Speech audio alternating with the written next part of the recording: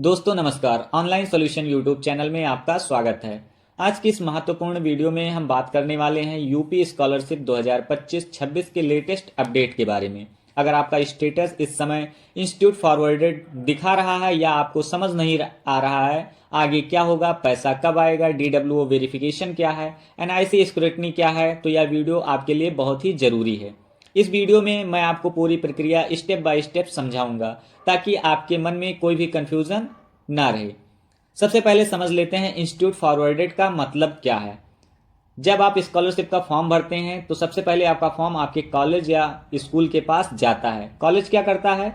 आपके document check करता है, आपकी फीस और एडमिशन डिटेल वेरीफाई करता है, आपकी उपस्थिति यानी कि अटेंडेंस और कोर्स की पुष्टि करता है। अगर सब कुछ सही पाया जाता है तो आपका फॉर्म आगे जिला स्तर पर भेज दिया जाता है और इसे कहते हैं इंस्टीट्यूट फॉरवर्डेड। इसका मतलब है कि आपका फॉर्म कॉलेज लेवल से क्लियर हो चुका है। अब आगे की जांच सरकारी स्तर पर होगी। फॉरवर्डेड डेट, आपका कॉलेज जिस दिन आपके फॉर्म को फॉरवर्ड करेगा उस दिन आपका स्टेटस शो होगा। फॉरवर्डेड डेट उस दिन आपका शो होगा कि किस डेट में आपका कॉलेज का फॉर्म फॉरवर्ड किया गया है।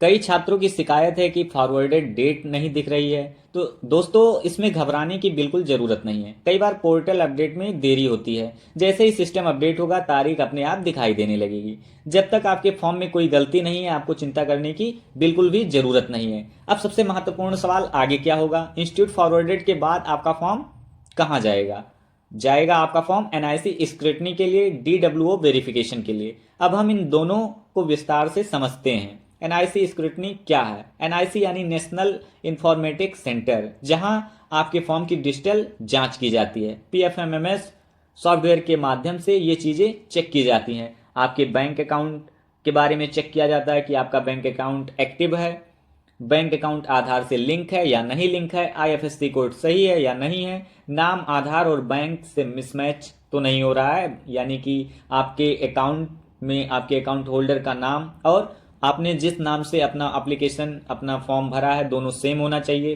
कोई डुप्लीकेट आवेदन तो नहीं है। अगर आपका डेटा बिल्कुल साफ है, क्लियर है और मैच कर रहा है तो आपका फॉर्म लॉक कर दिया जाता है और DWO यानी डिस्ट्रिक्ट वेलफेयर ऑफिस पर भेज दिया जाता है। अगर कोई गलती है तो वहां आपके स्टेटस में दिखाई देगा, जहां पर आपको करेक्शन करने की जरूरत पड़ सकती है। अब हम बात करने वाले हैं महत्वपूर्ण तिथियां।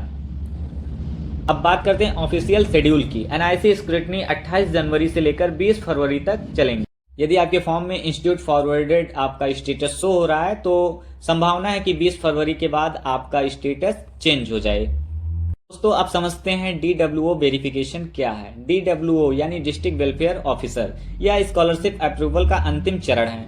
अगर आपका स्टेटस DWO लेवल पर वेरीफाइड या recommended by district scholarship committee दिखा रहा है तो समझ लीजिए आपका फॉर्म पूरी तरह से क्लियर है।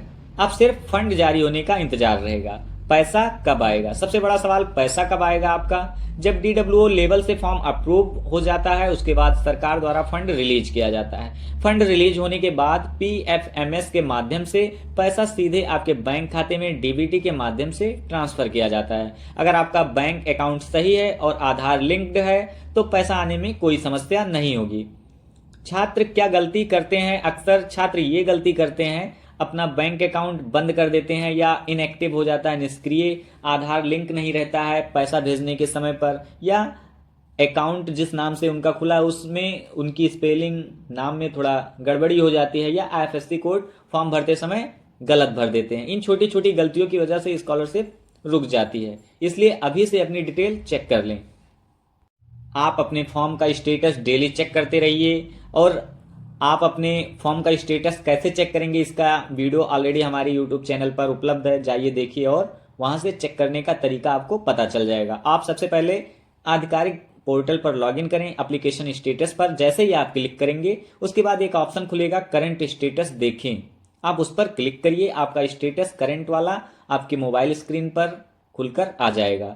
यदि कहीं पर आपको एरर या किसी भी प्रकार की स्कॉलरशिप से संबंधित कोई समस्या है तो आप हमारे YouTube चैनल को सब्सक्राइब जरूर करें, बेल आइकन को दबाएं। यहाँ पर आपको मिलेंगी स्कॉलरशिप से जुड़ी लेटेस्ट अपडेट। दोस्तों ये रही प्रक्रिया स्कॉलरशिप आने की, फॉर्म भरने से लेकर पेमेंट अकाउंट में आने तक की सारी प्रक्रिया हमने आपको समझाई। वीडियो अगर आपको अच्छा लगा हो तो वीडियो को लाइक करें, चैनल को सब्सक्राइब करें, बेल आइकन को जरूर दबाएं। यहाँ पर आपको लेटेस्ट अपडेट मिलती रहेंगी। मिलते हैं अगले वीडियो में, तब तक के लिए धन्यवाद। जय हिंद।